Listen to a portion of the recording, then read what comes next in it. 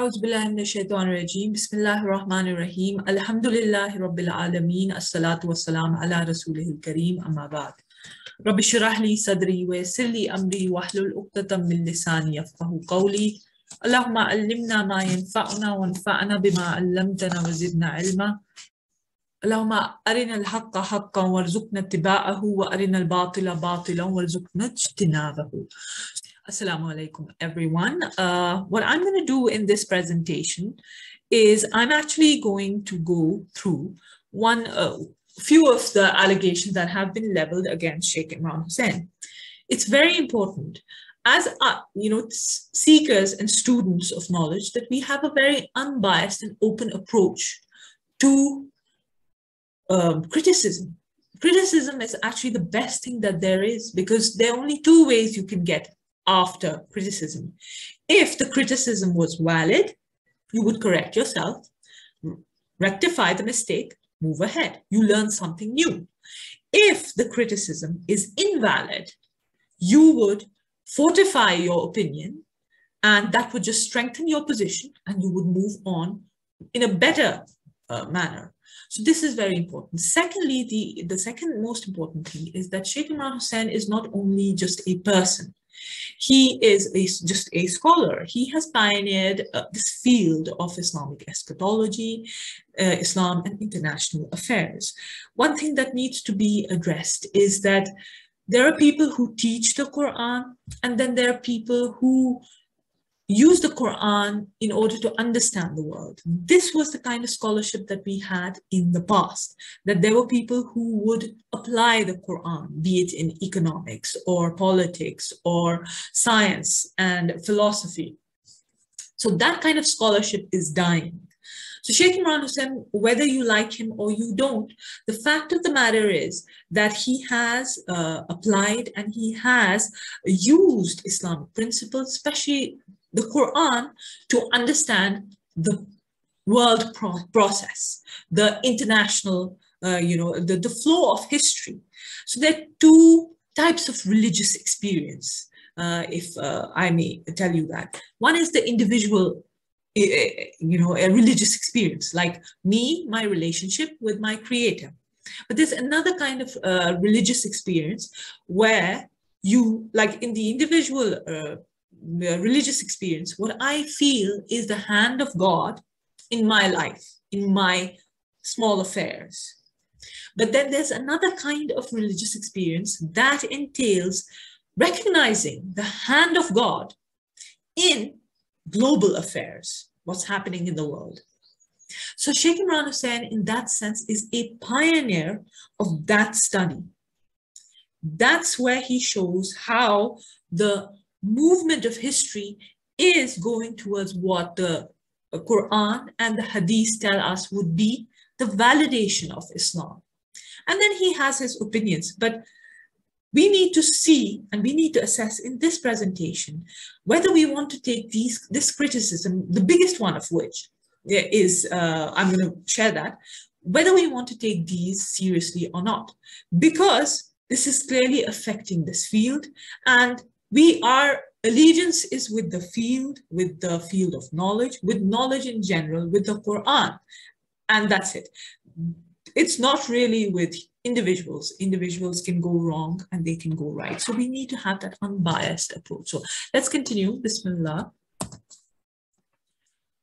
Our main topics would be the big allegation, which is, has Imran Hosein denied a word from the Quran? Like, this is the biggest.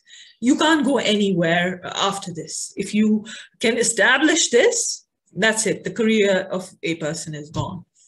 And then the smaller allegations, I consider them smaller because I can address them like within 5 minutes. So have Gog and Magog been released? Clearly, he's not the only one who thinks that they are released. Classical scholars also have written about their release. We know that the classical scholars in the tafsir would talk about the Mongols being Gog and Magog, and then Allama Iqbal, very famous, a very loud voice in this field, when he recognized that Jerusalem is the city of Gog and Magog, that is mentioned in relation to Gog and Magog. And when the British took over the city of Jerusalem, his point was, this is the time that now we're going to see Gog and Magog are controlling the world affairs. And then Britain being the island of Dajjal, obviously, this is a remarkable event in history. I'll address these, but these are smaller allegations. They can all be addressed like within 5 minutes, 10 minutes. The big allegation is, has he denied a word from the Quran? Now, that denial of the word from the Quran would entail kufr. Yes, you cannot deny a word from the Quran. The Quran is infallible, it's untouchable. And then the rest, what they, the critics of Shaykh Imran Hosein, what they say is his deviance. So he has a very different interpretation from classical scholars when it comes to Gog and Magog, Dajjal and Jasad. So the bigger allegation of being kufr, for those of you who don't know, that when we read the Quran, most of us, this is from Surah Zukhruf 43, the ayat is 61. We read, we read, وَإِنَّهُ لَعِلْمٌ لِلسَّاعَةِ. La ilmun. So you'll have to remember that. What Shaykh Imran Hosein has said again and again, and pretty, very clearly, that he considers this recitation of la ilmun to be bogus, to be false, to be a mistake. And we're going to go into, does that entail a rejection of a word of the Quran? And while he does that, he gets in another recitation, which is also mentioned in the text, which is la'alamul lissa'a. And la'alamun being, it means that Isa alayhi salam is the sign of the hour. When we read la'ilmul lissa'a, it actually means he's the knowledge, like he will get the knowledge, or he is the knowledge. And the scholars interpret this ayat differently. We'll have to remember that, but we'll talk about that later. Now, the summary of the response, how I'm going to respond to these false allegations, because I surveyed all of this. I consulted as many people I could, and I read as much as I could. These are false allegations. So rejecting a word from the Quran, has he actually rejected a word from the Quran? This this allegation and the rebuttal, the response, would belong to the broad issue of the variant readings of the Quran. So the Quran is read today, at least we have 14 different ways of reading, of which 10 are considered authentic, that you can read your salah in, and then 4 are considered odd. And it's not a static text. You have 14 different ways, even today, after 1400 years today of scholarship, we have these 14 different ways of reciting the Quran, where there are differences. I'm going to go through that. Classical texts are filled with examples of great scholars, yes, who rejected standard or canonical readings. So these 10 readings that are considered standard and canonical, they were rejected, and we have classical texts. Some scholars, famous scholars that we accept as Ahl Sunnah wal Jama'ah scholars, who reject certain canonical readings, and then they give reasons for it, obviously. And this obviously, we would see that these are people who believed in the preservation of the Quran. These weren't heretics. These were the best of scholars, and they believe that the Quran is protected, it's the word of God. But clearly we can see that their notion of what entails the protection of the Quran, or what entails what is the Quran, what are the Qira'at, that's different from how we see today, or at least these people who have leveled this false allegation. Now, coming up with the novel interpretation. Now, this is the easiest one. So why does he say the Dajjal has been released? Why does he say the Dajjal has the days of the Dajjal, the first day being equal to a year, that is when the British Empire ruled the world, then the second day equal to a month, that is when the US ruled the world, and now we're going to see a shift as we speak. There's a shift of the superpowers, and the power is actually going to Israel, which is anyways a technological power when it comes to technology. It's been a decade now, and now we're going to see, and slowly and steadily, all the action is now returning to Jerusalem. That's where all the action will be, and that's how the texts have, told us about this event. But the thing is, why is he coming up with these novel interpretations? And the criticism that is leveled against him by all of his critics is that, classical scholars, they didn't say all of these things. So why is he mocking 1400 years of scholarship? Why is he saying these new things, right? So all Muslim scholars, the answer to that is that all Muslim scholars have presented new interpretations of certain ayat of the Quran. If you read the tafasir, they'll agree with some bit of the earlier scholars, then they'll present their own opinion as well. And you see novel interpretations or novel methodologies even. For example, in fiqh, Imam Abu Hanifa, he introduced a novel methodology of incorporating independent judgment or rai in the formulation of religious law, right? And then we see, maybe in tafsir, we could take the example of Imam Razi, who fused philosophy, theology into tafsir. And then there's so many examples. All the best and the well-known scholars, they're actually known for their novelties.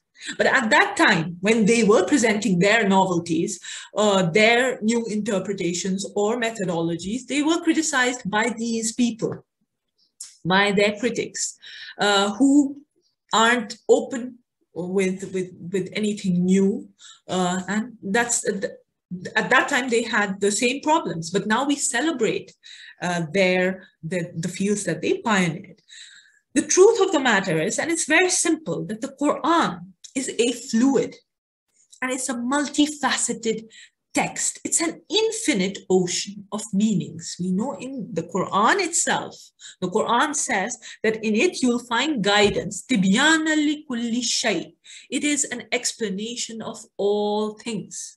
And وَلَقَدْ صَرَّفْنَا فِي هَذَا الْقُرْآنِ لِلنَّاسِ مِنْ كُلِّ مَثَلٍ. And indeed we have put in the Quran an example for everything. That means everything till the day of judgment. So everything which would be new, we would find guidance inside the Quran for it. The Quran is ample guidance, sufficient guidance for a 7th century Bedouin, as it is ample and sufficient guidance for a 21st century New Yorker. Right? That is the miracle of the Quran. That is the infinite ocean of the Quran. So these people, when they say, no, you can't get new interpretations, you have to stick to classical scholars, what that means is that you're closing the gates of knowledge and you're locking the Quran up and saying that the Quran is a finite source of knowledge, which was already exhausted by the earlier scholars. So you're making what was infinite, you're making it finite. So clearly you're going against the Quran itself when you're saying that you can only stick to classical scholarship when it comes to interpretation. And the fact of the matter is, while it has to be a guide for till the end of time, that means by virtue of that, it has to provide new meanings as time progresses. And eschatology, ilmul akhir zaman, is the field of the progress of time. So, for example, the easiest example that comes to my mind is Dajjal, the question of Dajjal, the hadith, that Dajjal would travel on a donkey with its ears spread out wide. That's the thing. That's a hadith. Now, if you want to go according to this methodology, which says that no, we cannot interpret the Quran or the Hadith in any different way from the classical scholars, you will have to have a very literal understanding of the hadith. And then by all means, you can wait for a man sitting on a flying donkey. You can wait till the day of judgment for a man who would be sitting on a donkey, on a flying donkey in the sky. But then our interpretation, the way Shaykh Imran Hosein has developed this field, is that he realizes that this field of Islamic eschatology, or especially Ilm al-Akhir Zaman, because this is the Prophet ﷺ speaking about events that would happen way after him. That means the element of time is there. That means the element of symbolism would be important. He would use the language of his time, but he is speaking, the addressee is us. The addressee is the 21st century Muslim, or the 19th century Muslim, or the 18th century Muslim. So while he's speaking in that language, he is using symbolic stuff. So when he says donkey, it doesn't really mean donkey. It means something which would resemble a donkey with its ears stretched out wide. And this is the technology of the aircraft technology, flight and all of that. And that is the best explanation that we can have. And this is an interpretation, obviously. These are not claims, these are interpretations. The field of Ilm al-Akhir Zaman, the fact that it pertains to the future, demands that it has symbolism in it. Because if I want to speak to people 1,000 years after me, I will use the terminology of my time, but I will use it as a symbol. They would be stupid. They would be stupid if they interpret that literally. They would be stupid. Because I'm talking about their time. They have to understand it according to their own atmosphere, the surrounding that they have. So I think that's very simple. I think that even the child could understand something like that, but then they don't. So what we're going to do is firstly give you a small introduction on who Shaykh Imran Hosein is. Then obviously these people, they don't know who he is, or where the line of scholarship that he has come from, the impact obviously that his previous teachers have made in the world, and the impact that he continues to make and share in their legacy. So we need to realize who is it that these people are critiquing. I found this beautiful photograph from one of the websites. This is like the first Eid prayer. It was held in Pakistan just after independence. So this is the first Jumu'ah after 1947, 14th August 1947. And the Imam, the one who led this prayer, was Maulana Abdul Alim Siddiqui. He was one of the most famous Muslim scholar and Sufi saint from the Indian subcontinent. He was from the lineage of Sayyidina Abu Bakr as-Siddiq radiallahu an. He was from that family from Afghanistan, then shifted to the newly created Pakistan. And obviously he made the shift way before, maybe his parents did that. And thousands of people became Muslims at his hands. He touched the lives and hearts of millions of Muslims because he was like a very, very like traveler kind of missionary, yes, a Muslim missionary traveling in those years all around the world. So this is very important scholar. He was also the student of the famous Ahmad Raza Khan of Bareilly. Apart from extensive religious education, he was educated in natural sciences as well, which is very interesting. For that time, he had religious education, and then he had his natural sciences, and he advised world leaders like Muhammad Ali Jinnah and Ibn Saud from the Saudi family. He was held in high esteem, like, you know, really a scholar of very high esteem. And he died then in 1954, buried in Medina Munawwara, which is brilliant. And okay, so who was his student, by the way? His student was Maulana Dr. Muhammad Fazlur Rahman Ansari, who was again a famous scholar of the last century from Pakistan. He was the student and also the son-in-law of Maulana Abdullah Alim Siddiqui. He was a philosopher. He had a degree in philosophy, in theology from Aligarh Muslim University. And it's very interesting, I didn't know this, that Dr. Muhammad Iqbal, he attested his PhD thesis. Maybe he was one of his supervisors when he wrote his thesis. And then he studied theology, he studied Arabic, philosophy, and then he founded the Al-Alimiyya Institute in Karachi. It's still there. One of the premier institutes of Islamic studies in Pakistan. So he was a scholar, like a religious scholar, a philosopher, as well as, he was well versed with other sciences. And who was his student then? Are Maulana Imran Hosein, who was born in 1942 in Trinidad. He was the student of, and you can find his mention in Dr. Fazlur Rahman Ansari's book as well.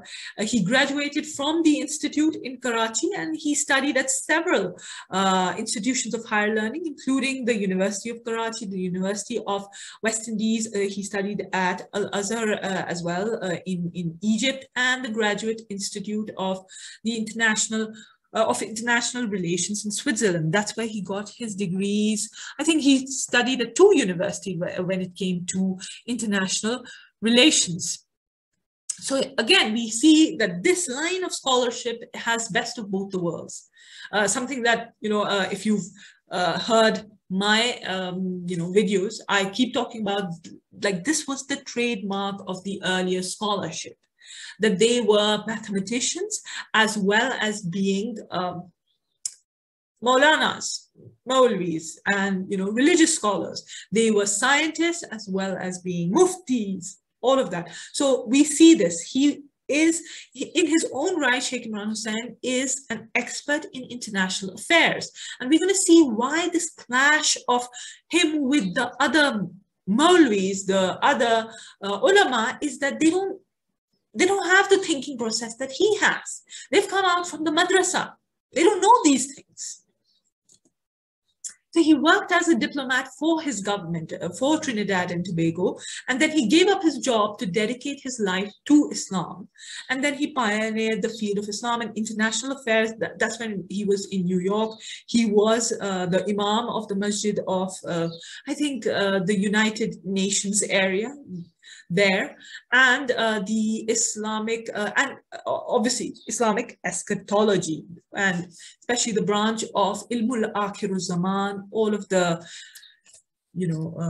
knowledge about the end of times. So in a sense, he is a mujtahid, because he presents his independent and original interpretations. That's what ijtihad is. And in a sense, in my humble way, I would say, I'm not referring to the hadith, but then he is somebody who brings a revival in the ummah, a revival in a field. The Prophet ﷺ, again and again, he said in a hadith that whoever revives my sunnah will have the greatest reward, will be closest to me.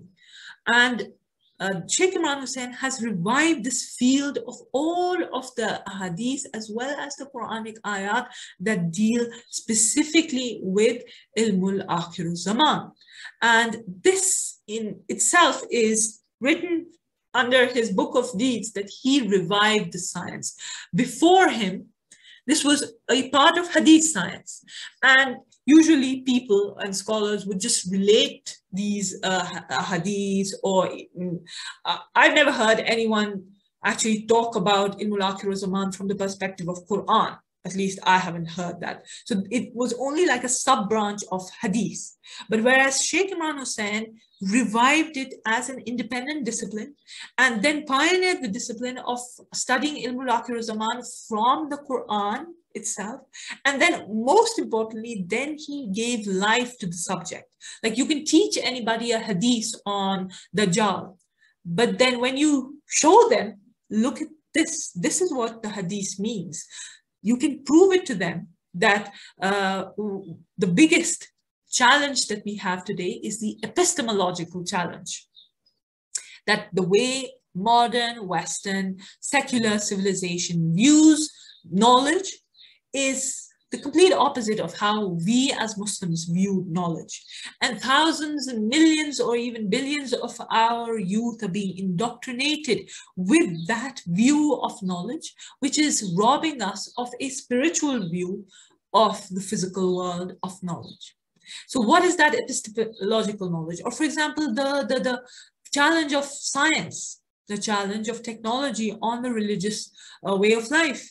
So he gives the underlying explanations of those subjects using Ilmul Akhir Zaman as it is understood, as it has been presented and given to us by Allah subhanahu wa ta'ala in the Quran as well as in the Hadith. So clearly, he established this completely independent discipline of Islamic knowledge, reviving the Hadith literature pertaining to Akhir Zaman.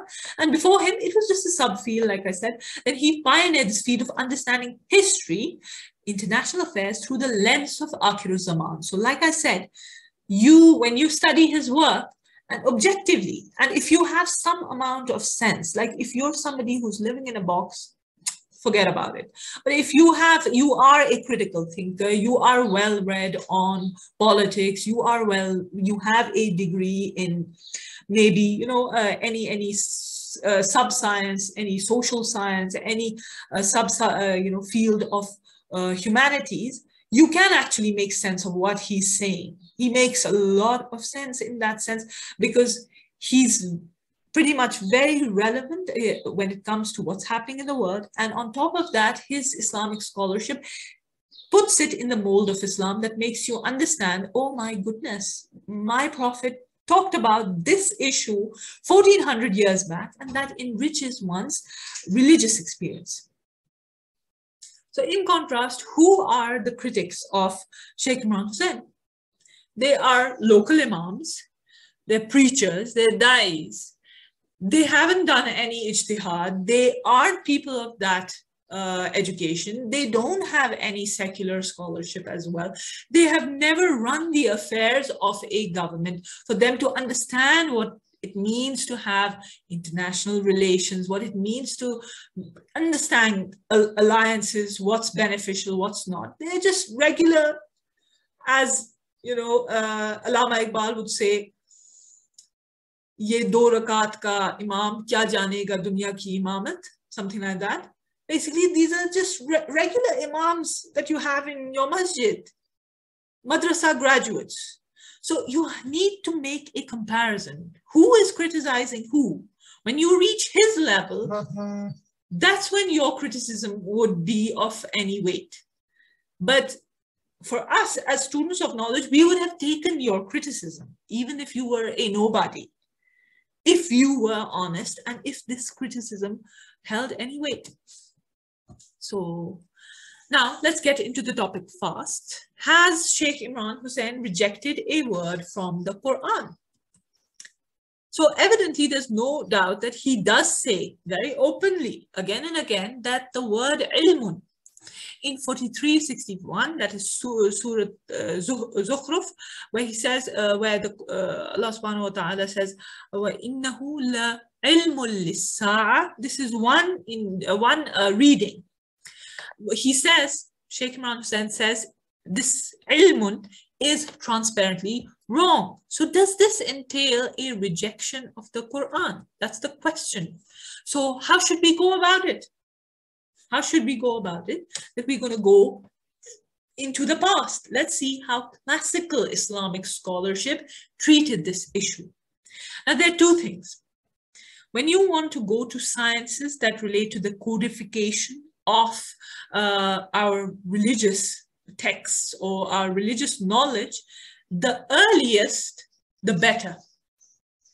But then when you want to understand things that relate to Akhir Zaman, things that relate to what would come in the future, the later, the better. This should be common sense, but what these critics want is the opposite, and I'm going to show you that. So how do the classical Mufassiroon, I'm going to quote 3 examples. There are more, but they're not well known. So these are the well known. Tabari, Ibn A'tiyyah and Zamakhshari, how do they treat this issue of the variant readings? Rejection of a, a reading of the Quran, a word, a reading of the Quran. Does it entail a rejection of the Quran? Therefore, kufr? We're going to see that these people don't think so, and to confirm it, they actually do what Shaykh Imran Hosein does. So experts in the Quran. Now this whole thing we're talking about, the Qira'at, it all pertains to this field of the Quran. Two big giants in this field are Ibn Mujahid, who wrote a very influential book in this field, and then Ibn al-Jazari, who also wrote a very important book in this field, and then he codified, you could say canonized or standardized these 10 readings of the Quran that now we have all throughout the world. And then there are the transmitters themselves, the readers, the reciters themselves, who transmit the Quran to us. So we have the Quran to us on the authority of certain people. And these people on whose authority we have the Quran, these are called the Qur'an. And of them, these are, we're going to find that even they approach the issue in a very different way. That shows that a rejection of a word, a qira'ah, is not a rejection of the Quran. Understanding variant Quran readings. The Quran today, now, for those of you who don't know, exists in 10 variant recitations. All these 10 are considered valid, authentic, canonical, and standard, and divine. Now, today, what is taught in the madaris and everywhere in Islamic seminaries is that the Quran exists in these 10 variant readings, and all of these 10 variant readings are divine. But then what we find, like for example, I've placed all the readings here. The one that I've marked, which is this one, it's Hafs, the recitation of Hafs and Asim. Here, this one is the one that we all use.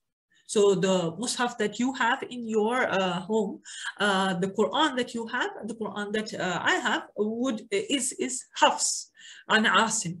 And then other people have others. Like for example, I'm going to show you 92% of the Ummah would almost roughly have Hafs. And then some have the other ones, the Hisham and the Qalun and Warsh. Warsh is mostly, if you've heard, if you listen to North African ulema, they usually use Warsh and Aduri. So there are differences in words we're going to see. Now, look at this one. This is a difference between Hafs and Asim and Warsh and Nafi'. So this one, Warsh and Nafi' says ya'malun, and the same word is written as ta'malun. So ma tanazzalu becomes ma nunazzalu, nunazzilu. Yeah. Then liyahaba, liahaba, qul qala. So slight changes of meanings, but in some places the meanings do change as well. But overall, when you take all of these 10 or even 14, you don't get, that's the miracle of the Quran. You have to understand, when I'm speaking about the Qira'at, I'm speaking about how the earlier scholars spoke about them. These were people who considered the Quran a miracle. These were people who considered the Quran to be preserved. These were people who loved and studied and taught the Quran. So, but their understanding differs from contemporary scholarship and post-15th century scholarship. So when we take all of the meanings together, it doesn't have any implication for like the meaning of the Quran or the message of Islam. And that is a miracle of Islam, that you can have a text which has been made dynamic, 1400-year-old text, which is dynamic, that it still exists in these 14 different forms. But still, when you take all of the differences that are not, like, they're not in each and every ayat, by the way, they are in specific places. When you take all of them together, what you find is that, the meaning doesn't change. The message of Islam doesn't change. Nothing. substantial changes. But then when you look closely, and that is only for very, very specific scholarly reasons, which, for example, we're going to find in the classical scholars as well, this attitude, and even in Shaykh Imran Hosein, why does he insist that this one is wrong and that one is correct? What are his reasons? His reasons are absolute Quranic, that he says that this one is the best suited for the Quranic consistency. The Quran has no contradictions, hence this one, this word fits that miracle of the Quran. So just to give you a historical survey of how did the Quran, how was the Quran compiled and how was it now standardized throughout the ages. So the Prophet ﷺ would receive the revelation in different ways. He would ask the Sahaba, who were scribes, who knew how to write it down. Then he would ask them to recite it and he would confirm whether they wrote correctly or not. And then you had, this is within Sunni scholarship, that the entire Quran was compiled in the lifetime of the Prophet ﷺ, in hearts of human beings and on whatever, on bones. They used to write on leaves. Then Abu Bakr as-Siddiq, in his time, he formed a committee to compile one copy of the Quran, one standardized copy of the Quran. Okay, so after Abu Bakr radiallahu anh, we see the time of Usman radiallahu anh, who formed a committee to standardize and canonize the Quran and sent the copies to major Islamic cities. So what happened was that there were certain Sahaba who had this, they were worried that people are mispronouncing and the Quran, and also that, there were other masahif or mushafs or copies of the Quran that were in circulation, and people were differing when it came to even words. So that's when Usman radiallahu anh was of the opinion that I'm going to get all of the people on one mushaf. So that's where he got the mushaf from Abu Bakr as-Siddiq. That was at that time it was with Hafsa radiallahu anh. Abu Bakr as-Siddiq had passed away, obviously, but it was compiled during the time of Abu Bakr as-Siddiq. So he got that as a reference. He formed a committee. There were Sahaba scribes who sort of standardized and produced 5 copies, sent them to 5 big cities. Then what happened? Oops.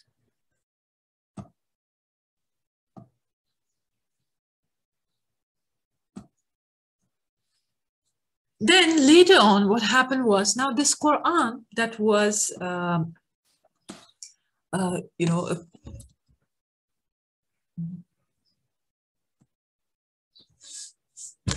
this is how it looked like. We have the oldest copies of the Quran that belong to the 1st century, and that can be traced back to the Prophet ﷺ, to the period of Usman radiallahu anh, to the period where he sent these out to the different cities. This is how it looked like, the Quran.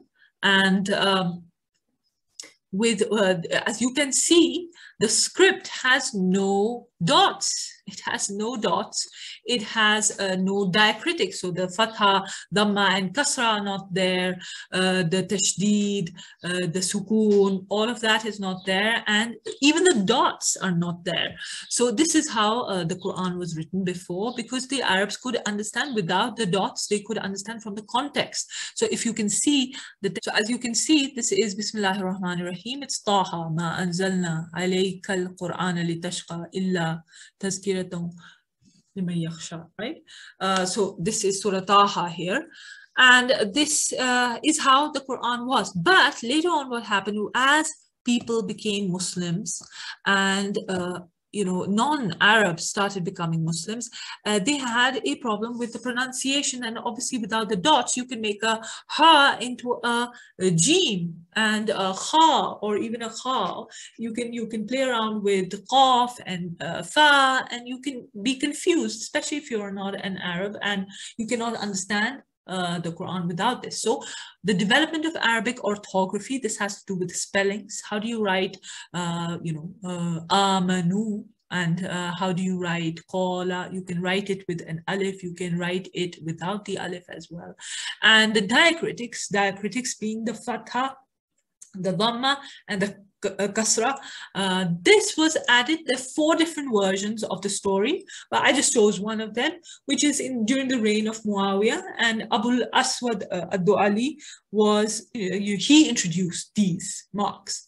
And before, they used to write even a dot above, dot below, and then it started becoming a line and a wow type thing for dhamma.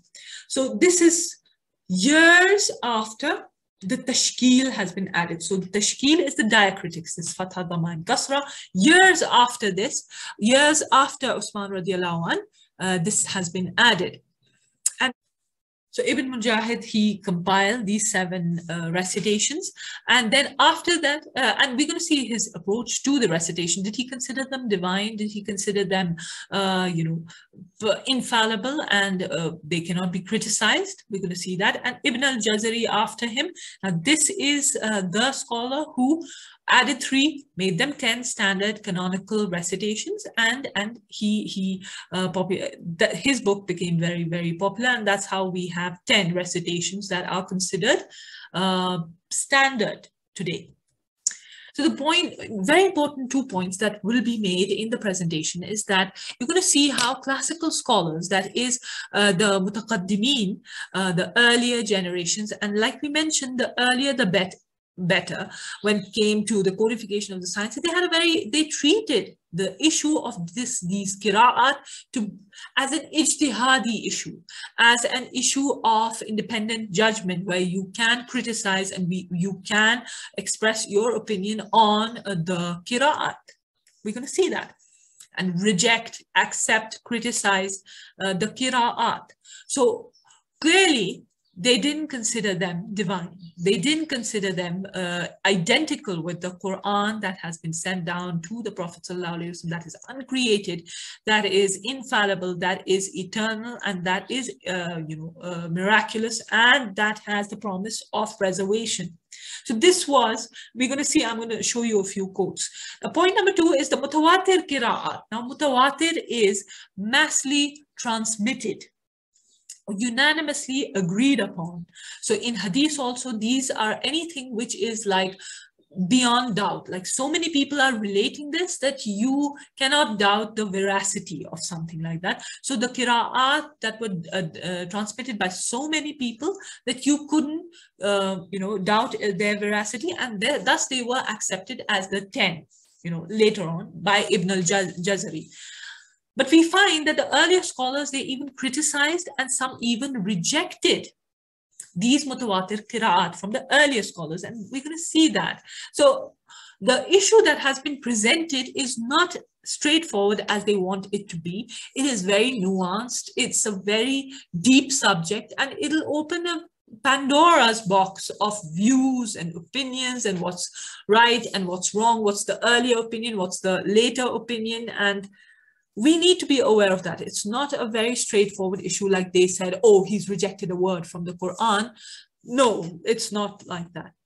So let's go to Imam Tabari, where we start. He's like a pioneer of the science, of the ulum al-Quran. So in his tafsir, Jami', what he does is he comments on the Qira'at as well. And he wrote a specific book on Qira'at.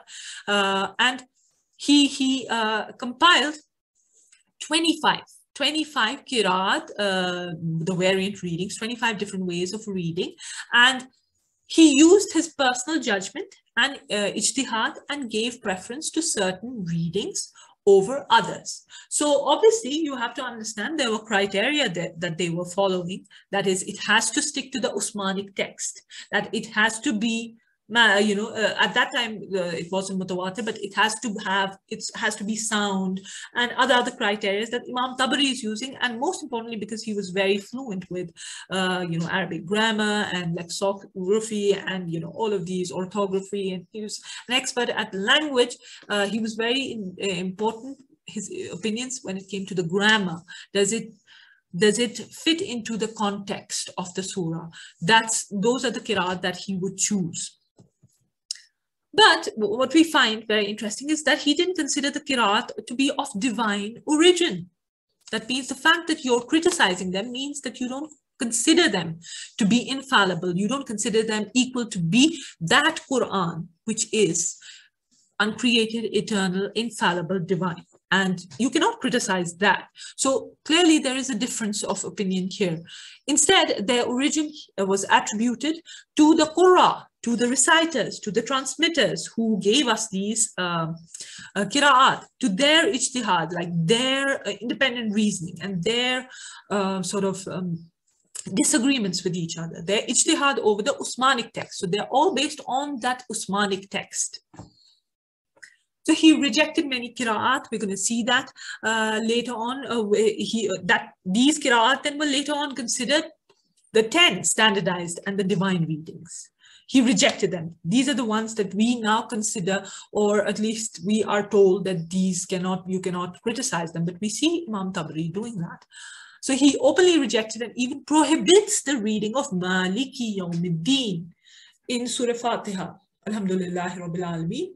Ar-Rahman Ar-Rahim, Maliki Yawmiddin, that's what we read. He says no. He says whoever reads Maliki is stupid and confused. It's Maliki. And that's what we find in Warsh and Nafi'. That's how it's read in North Africa, Maliki Yawmiddin. So we see he does this repeatedly, and he gives reasons. Obviously, he's not doing this randomly. He gives reasons that this doesn't fit the grammar, this doesn't fit the context, this is like this, that's wrong.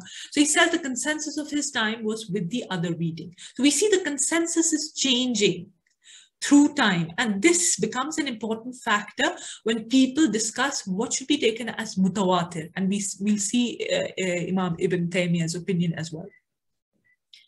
This reading is transmitted by two canonical readers, two Mutawattir canonical readers, that is Asim, the one that we use, Hafsan, Asim, and Al-Kisai.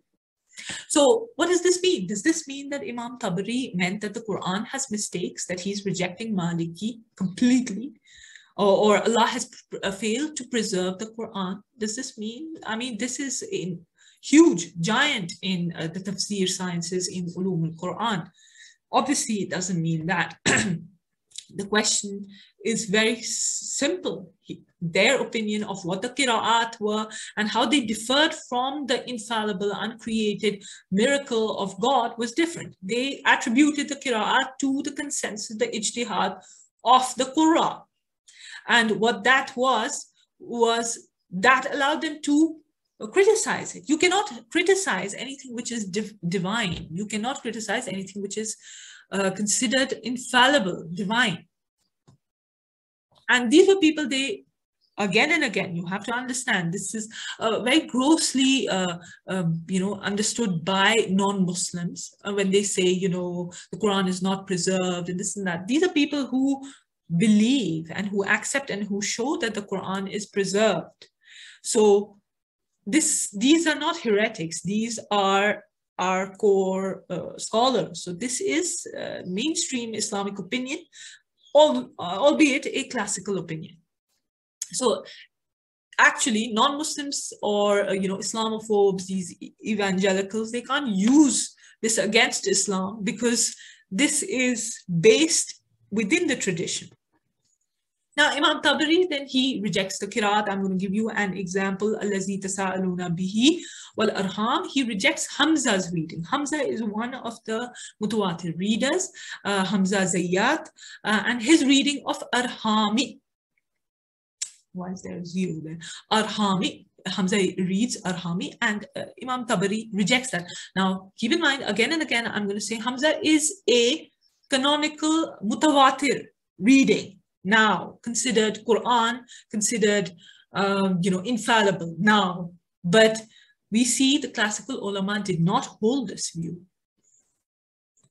So he says in Surah Baqarah, La nufariqu bayna ahadim minhum, this one that we read, Tabari rejects the reading of Yaqub al-Hadrami, which is a Mutawattir Qira'ah. Again, does this mean, just as there's no difference, Hafsan Asim that we read is equal to Yaqub al-Hadrami, is equal to Hamza Zayyat, is equal to Al-Kisai, all of these are equal.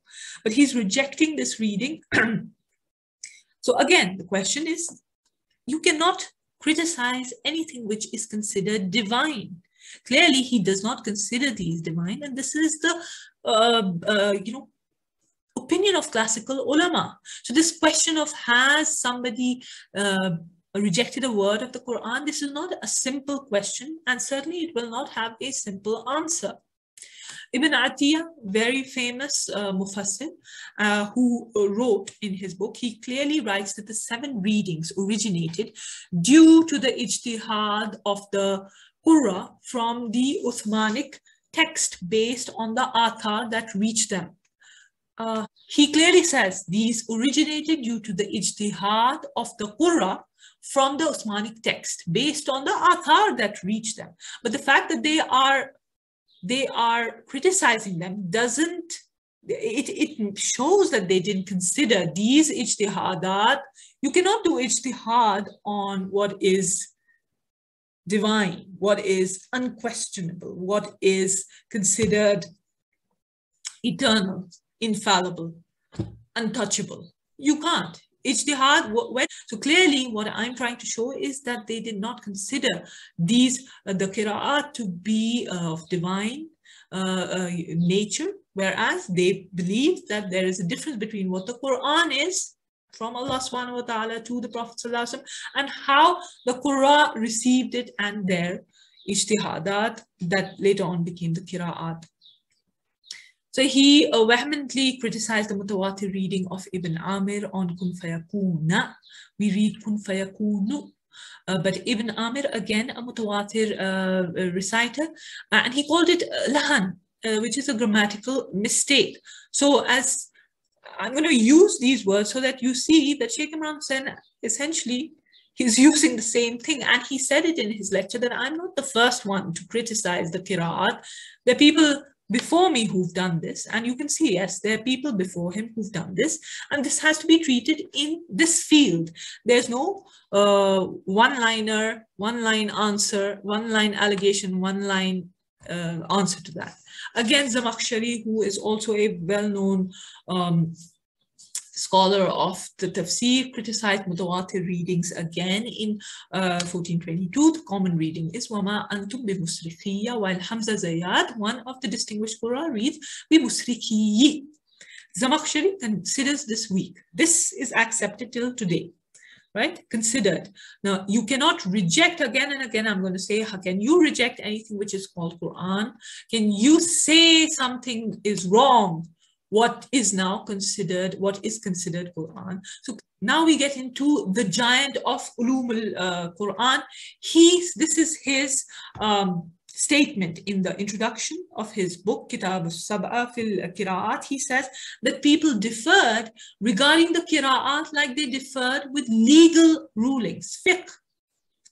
So you can't do that if you consider them Qur'an, if you consider them divine, if you consider them eternal and untouchable, like you can't do that. But clearly, I want to make it a point that we do understand that they are not, doing this randomly because they like it. No, they give very good reasons of why this qira'at is better or is to be rejected, and this one is to be accepted. And then, that has to be made a point.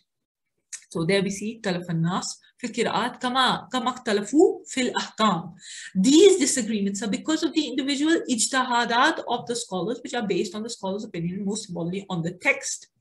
Scholars disagree because they interpret these athar, the prophetic statements and the references from the companions and successors differently. So clearly, there's some Orientalists who said that the reciters, when they had the Osmanic text, they just, added their own diacritics. No, that's not right. That's very problematic.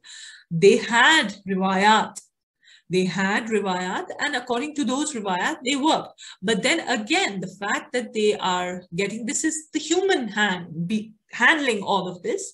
So the fact that they are criticizing these qira'at means that all of this is not what now we consider them to be. And I'm gonna give you a very good quote by one of the great imams who differentiates between what the Qira'at are, what the infallible Qur'an, the preserved and the eternal uncreated speech of Allah is. And if, for those of you who know, this was the crux of the debate between the Mu'tazilite and the Ahl Sunnah, that the Mu'tazilite said that the Quran is created, completely created, and the Ahl Sunnah, there were two groups, the Asharis and the Atharis. The Asharis were like, no, it's not created. There are aspects of it which are created, whereas the Atharis just rejected the whole thing completely. So there is this nuance of how the infinite comes down to the world of finite, and then we have to make a distinction between what is the divine and what is the human effort to study and to preserve the divine.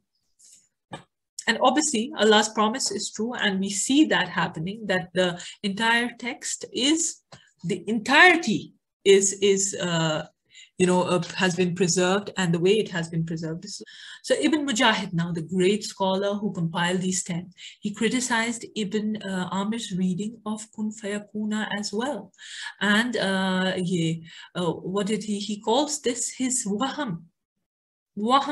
I'm using these words so that you understand that these are the words, because the whole mess was created by saying that, Shaykh Imran Hosein, he's calling them transparently false, bogus, a word, and this what else did he say? They've made a mistake. They have all of this. So these are the words that we can find in classical texts.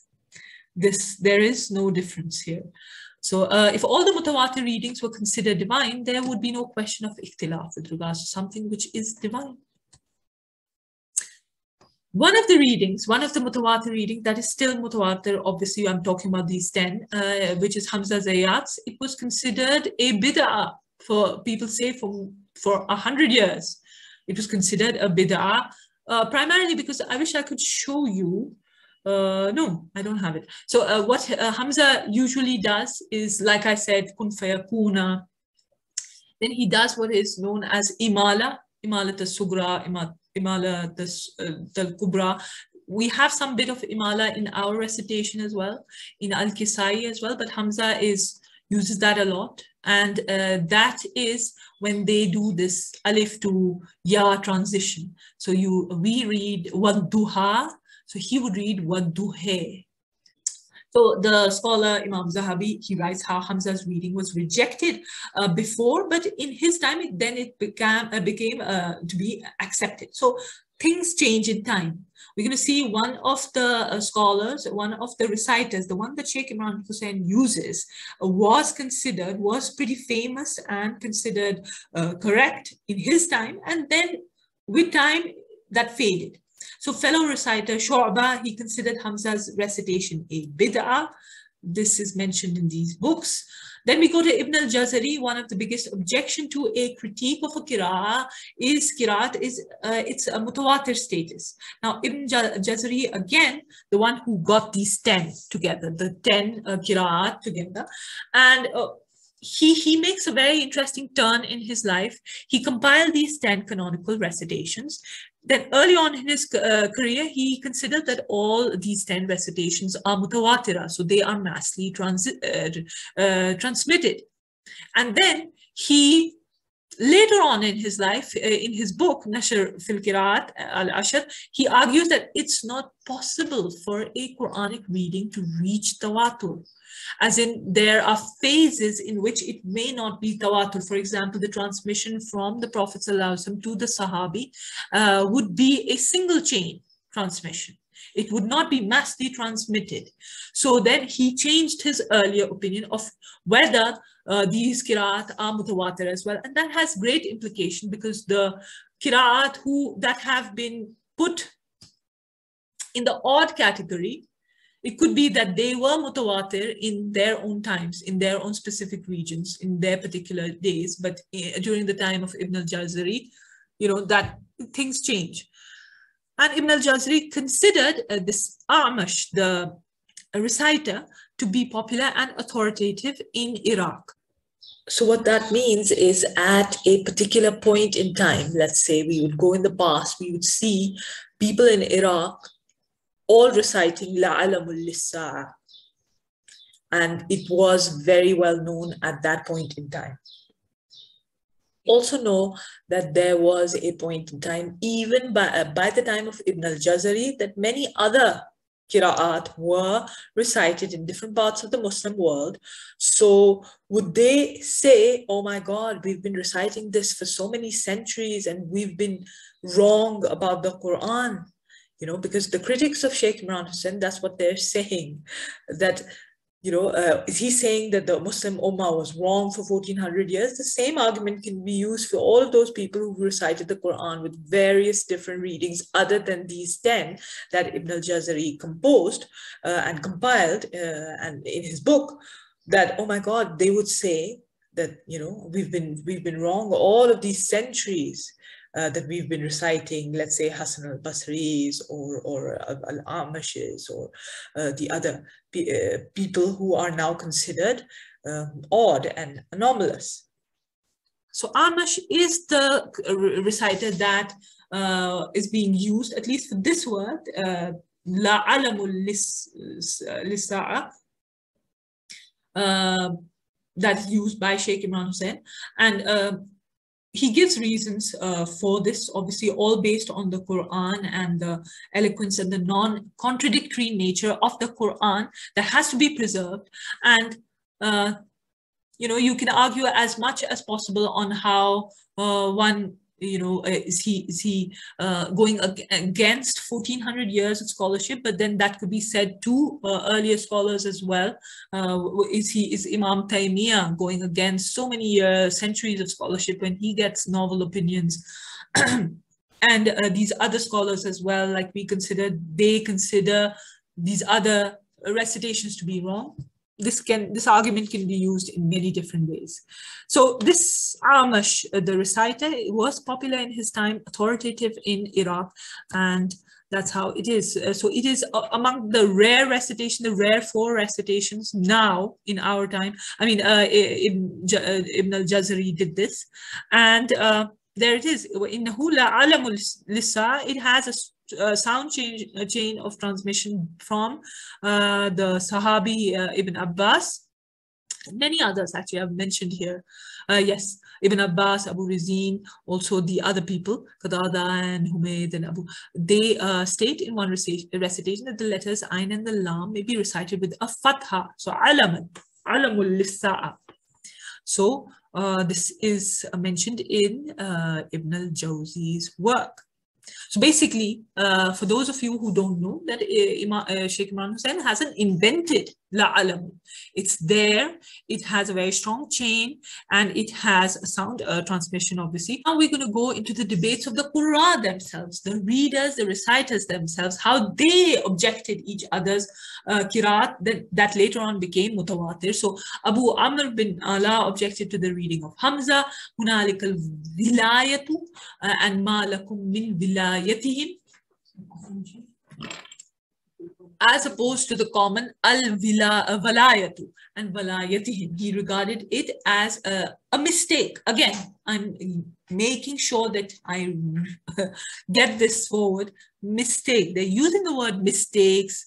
They're using the word ghalat, wrong, waham, his imagination, all of that. So these are being done very similar to what Shaykh Imran Hosein had, the stance that he's taken with la'ilm. Ibn Taymiyyah, very interesting, but it's not a very clear opinion, but we can benefit from it, that he said that the Qira'at were not recited by the Prophet ﷺ himself, but he allowed the Sahaba to recite differently. So that was his opinion. That completely turns the thing over, which is criticism again of the Quran reciters. Again, Imam Ahmad bin Hanbal criticized the Mutawattir reader, Hamza Zayyat. He criticized him, and some hadith scholars even prohibited prayer with Hamza's reading. They wouldn't read behind an imam who would read Hamza. And Quran and the Qira'at are different. This is the opinion of Al-Zarqashi and Qastalani, Al-Banna. They differentiate between the Quran and the Qira'at. According to them, the Quran is the revelation miraculously revealed to the Prophet ﷺ, while the Qira'at are the orthographical, phonetical, and linguistical variations in the readings of the Quran. So human domain with versus divine domain. So the Qira'at are human infallible efforts, the variant readings. Now this is, I haven't mentioned who this is. This is, Qadi Abu Bakr. This is Qadi Abu Bakr Ibn al-Arabi, not the mystic Ibn Arabi. This is Ibn al-Arabi. And this is his opinion from his book Awasim, where he writes the varied readings were chosen by the 7 Qur'an, and no Muslim is obliged to adhere to these readings because those 7 readers, the Qur'an, are not infallible. He writes, this is Qadi Abu Bakr Ibn al-Arabi, the jurist. And he writes, one is even encouraged to read the Quran according to the Qira'at books of Abu Ubaid or Tabari, both of which are superior to Ibn Mujahid.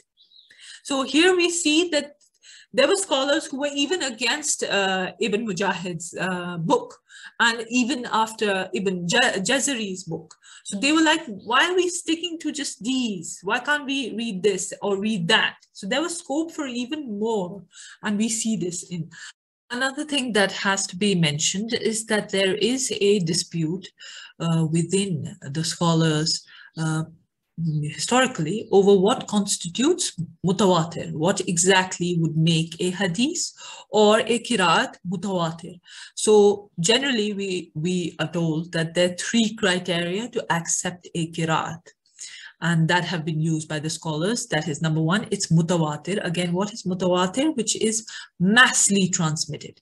It's transmitted by so many people that its authenticity is guaranteed. So many people cannot be lying. So it's mass transmitted, number 1.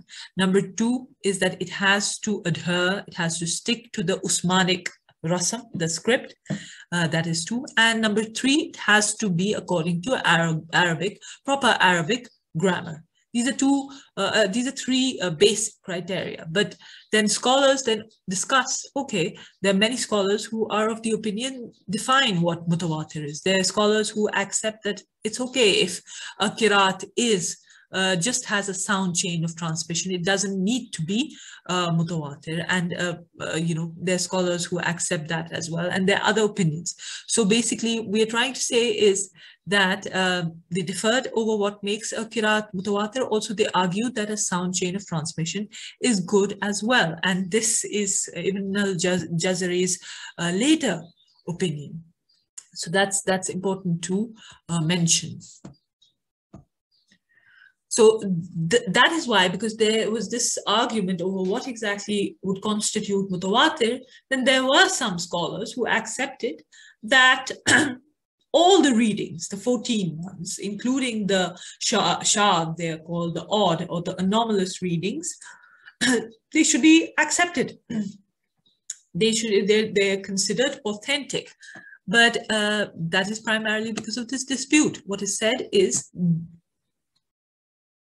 so the dispute over what constitutes Mutawattir, for the people who would consider all of these Qira'at to be authentic and be used, they would say that acceptability of reading should be subject only to the conditions for the accepted readings, and that the transmission of some or all of these readings is authentic according to certain districts or people who received it in the manner of tawatur.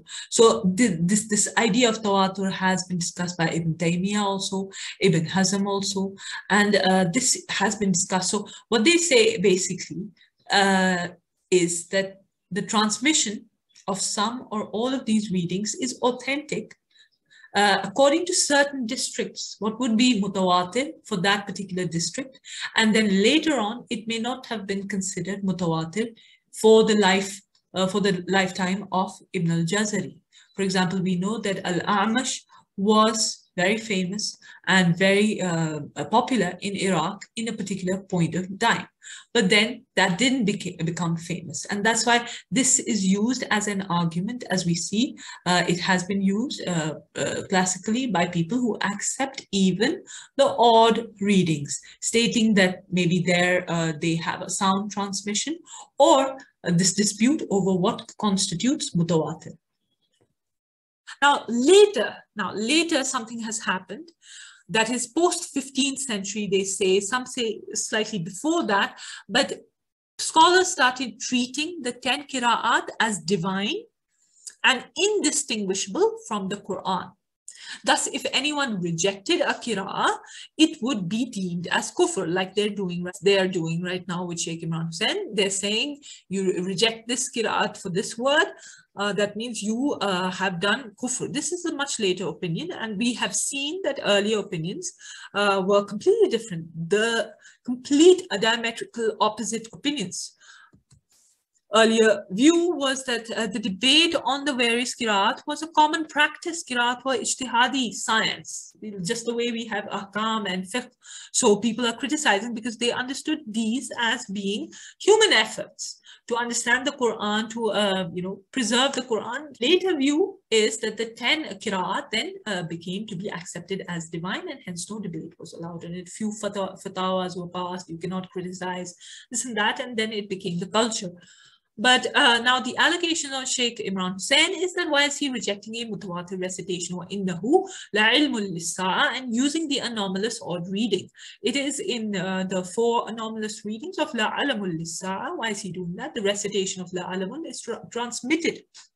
It has a sound transmission through Ibn Abbas and all of these people, and it's transmitted by Al-Amish, which is one of the reciters, but not of the 10 canonical readers. So the question is, if you want to do takfir on Shaykh Imran Hosein, then first they will have to do takfir on these great ulema as well from the earlier generations, because they're doing not a very different thing than Shaykh Imran Hosein, using the same language almost. Like I said, they say the same thing, wrong.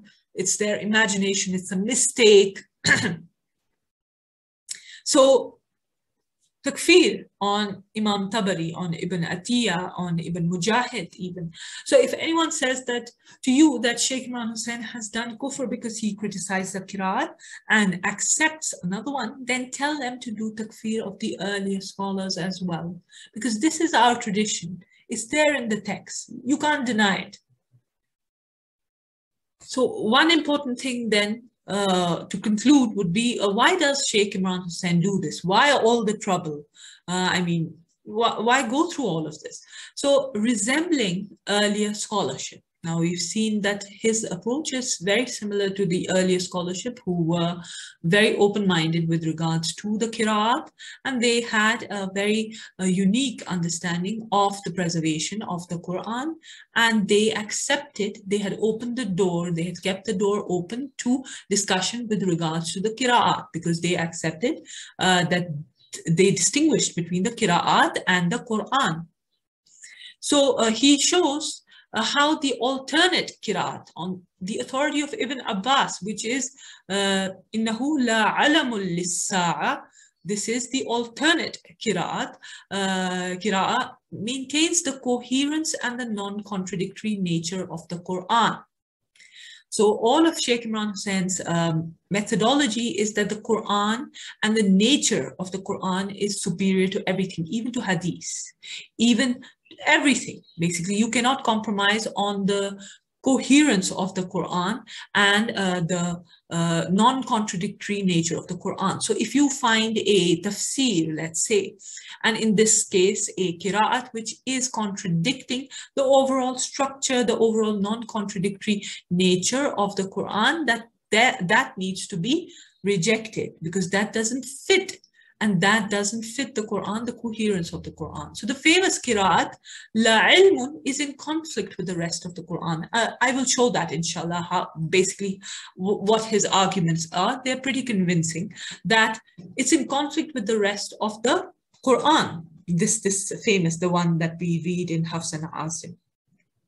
And the Quran is the highest, and all scholarly discussions and works are below it. So you can say that this is Mutawattir, you can say that this is this and this is that. At the end of the day, the coherence and the non-contradictory nature of the Quran, the miraculousness of the Quran is the highest, and that has to be prioritized above everything. And if somebody can prove convincingly so that this particular Qira'at is not in, it is not in coherence with the Quran, then the Quran takes precedence. And as we've seen, the earlier scholarship also had a very similar methodology, that they put everything was below the Quran.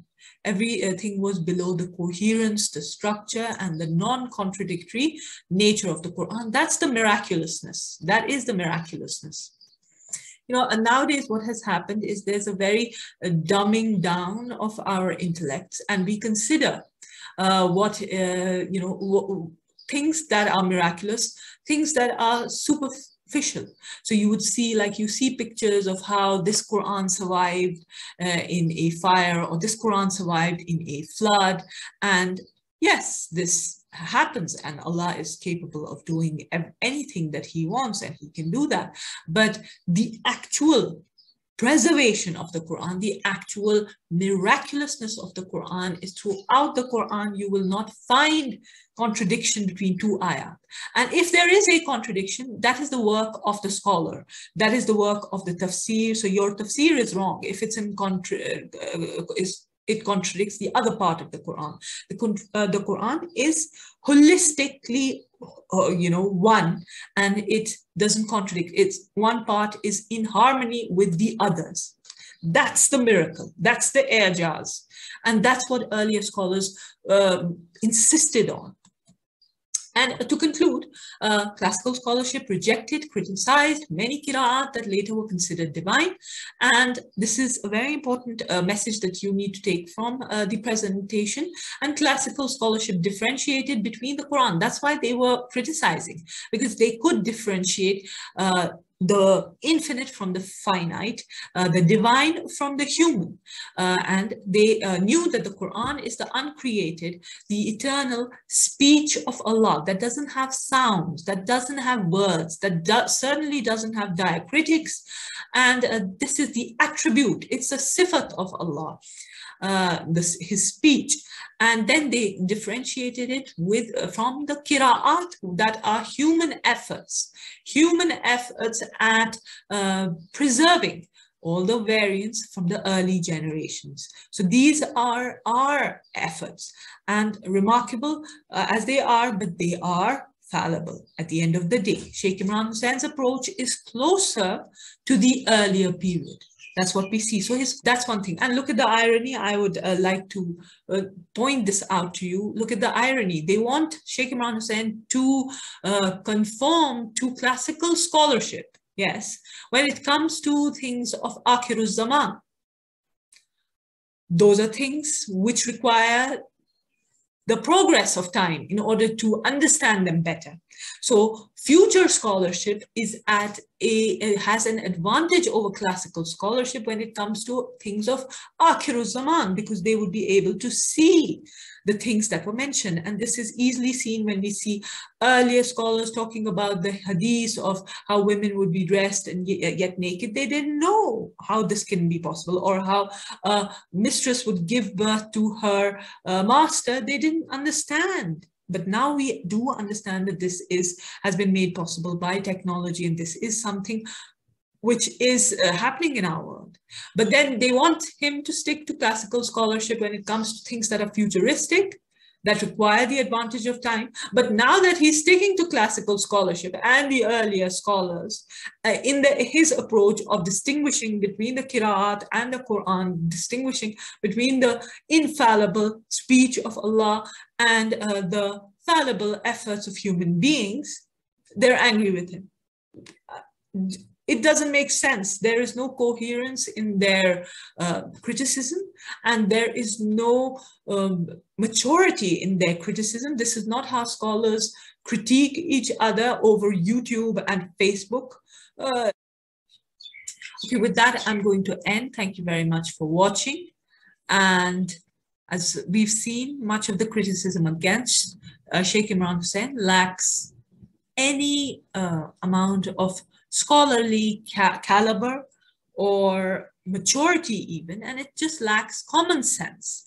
It's very immature, and certainly I don't think so creates even a dent in his scholarship. I think for anyone with intellect, they should just ignore these things, and that should be enough for us. Inshallah, until next time, thank you very much for watching. Assalamu alaikum. Subhanakallahumma bihamdik. Ashhadu an la ilaha illa ant astaghfiruka wa atubu ilayk. Assalamu alaikum.